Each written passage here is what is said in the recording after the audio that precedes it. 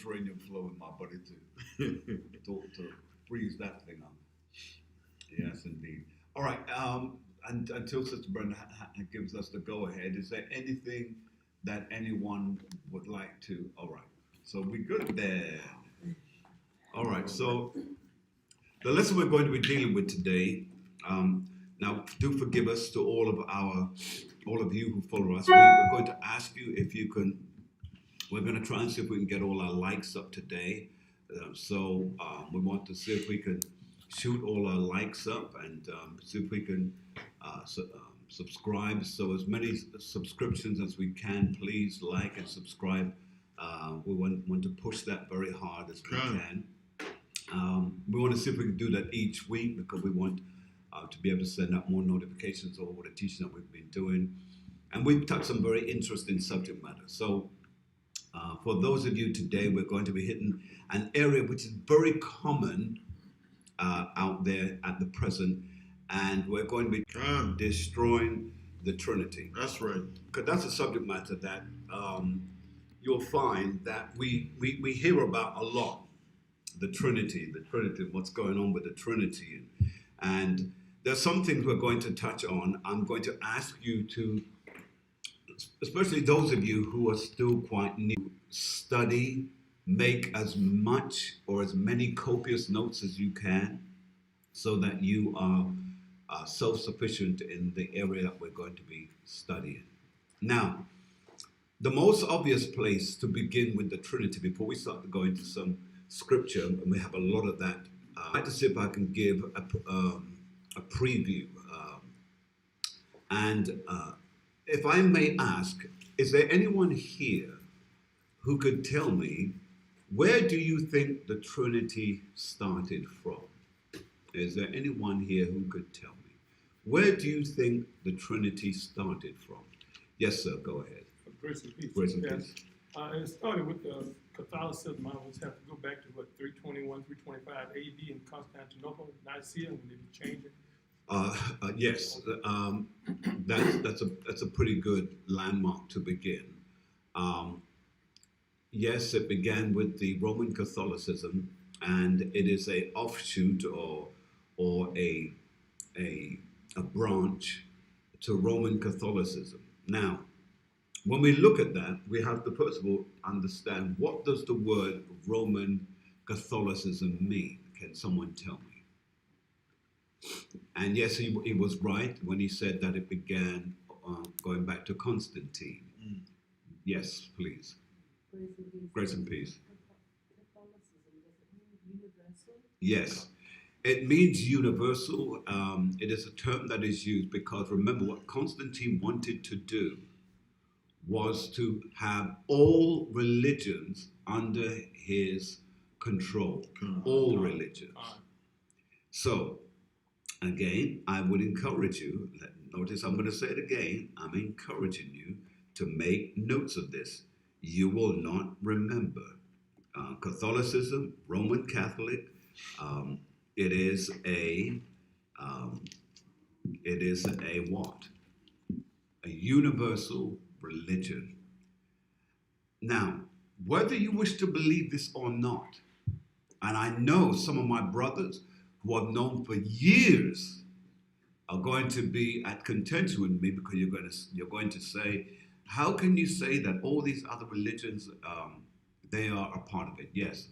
Every religion that you have a name from, whether you be, and I know it's hard to hear this, Pentecostal, Baptist, Episcopalian, Anglican, Methodist, they all have their roots back in Roman Catholicism. I know that's difficult for you to hear, but I promise you,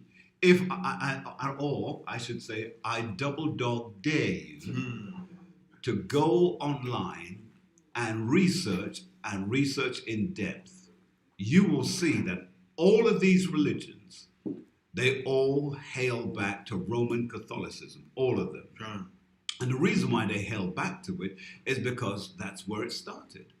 They knew they couldn't get everybody, so they gave permission and gave finances so other groups could be started, but they would be linked to the mother church, which is Roman Catholicism.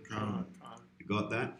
Now, Constantine, as you hear, most people refer to him, but he was indeed a Roman emperor. He was a Roman emperor. And here's another thing you need to bear in mind. He was indeed a Jake. Most people don't, what? Constantine was a black man. How could he be? Every picture I see, he looks like he's white. Well, that's what the world wants you to believe. You see? Because they have taught you to believe that Romans aren't black. And just for a quick snippet, how could Rome conquer all of Europe? How could little Rome, a little principality in Italy, conquer all of Europe? It has no ability to.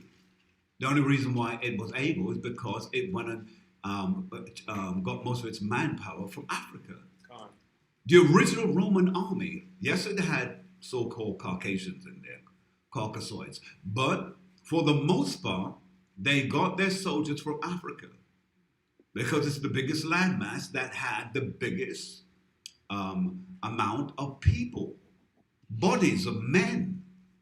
And so that's part of the reason why they were able to go through Europe, and why the whole idea that you have been conditioned to believe that in the schools that Romans are all white or Caucasian, you believe that. But the truth is, Europe was used to black people. It have always been used to black people. The reason why that has changed is because as they conquered and they became more mighty, they began to white out or whitewash and change things, so to speak. Because even the so-called, what's the other guy from Greece? What's his name again? No, I'm teasing. I already know who he is. He's one that conquered half of Europe before he was 25 years of age. Who are we talking? Oh, heavens. Who are we talking? No. Oh, no. I would run you back to the back of the class. All right, go ahead. Alexander the Greek. Alexander the Greek, come on. I mean, it's a cold weather freezing our brains this morning. Well, so we understand then that he also used blacks to help him conquer other parts of the world. That's right. Because remember, the predominant people on the earth were blacks. You see? And indeed, we still are. It's just a sham what they show. Remember, if you show more of something, you believe that more of something exists more. But if you show less of it, you believe that there are less of us. We're minorities. You see? So they show less black people, and it looks like there's less of us. They show more white people, you think there's more white. No, there's no such thing as more white people. First of all, they cannot produce a lot of children like black people can. Like jungle bunnies, put them together and they produce. I never forget, he's dead and gone now, but he's a late bishop from Cleveland, Ohio. I won't mention his name. So let's look at this now. So when we go into this, first of all, we understand that this is why Christianity is labeled with a Greek name. Christianity is labeled with a Greek name. And that is why Christ is a Greek name. Comes from the word Christos. Right? And by the way, we spell it with a C, but the original spelling is with a Kristos. Now, in case you're struggling with that, in case you think I've gone off, well, the same name, Christ,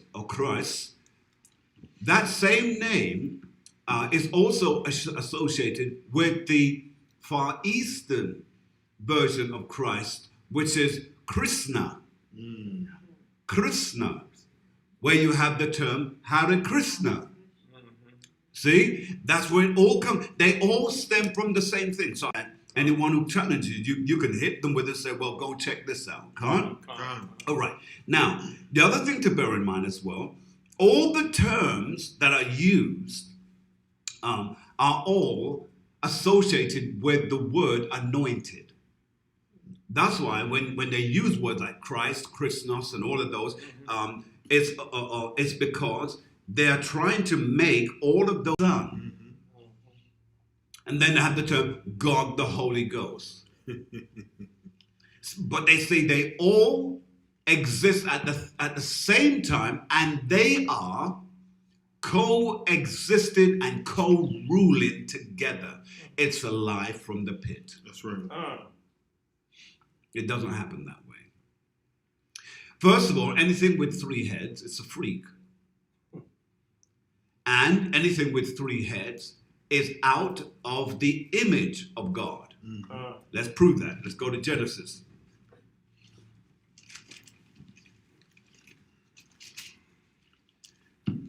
All right. So, who can tell me how can we prove that in the book of Genesis, chapter 1?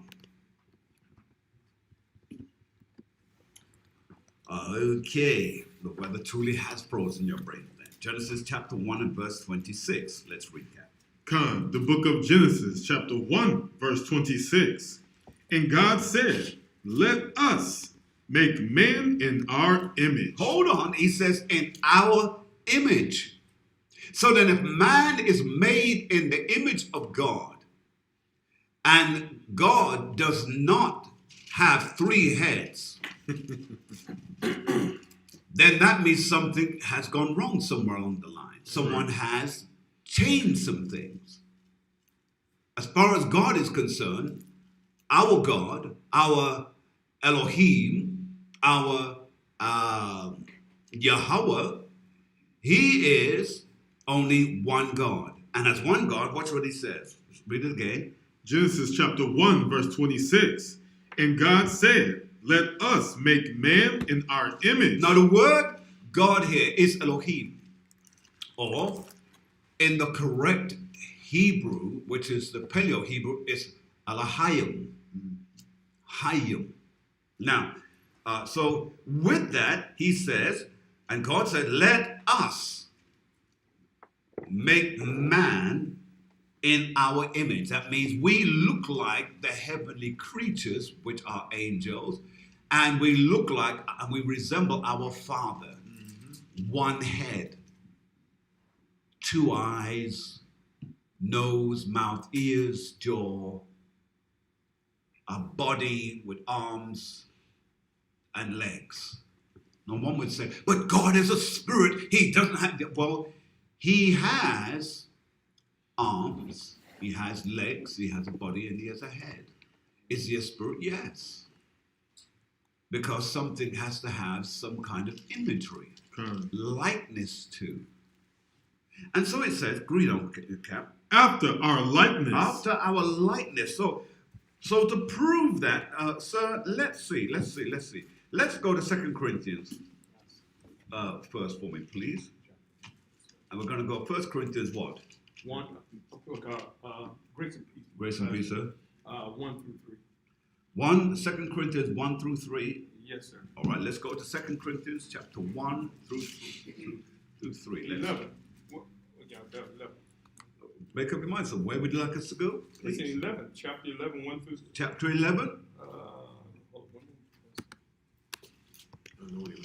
I know what you're looking for. That's 11, first Corinthians. 1 Corinthians chapter 11 and verse 7, That is right?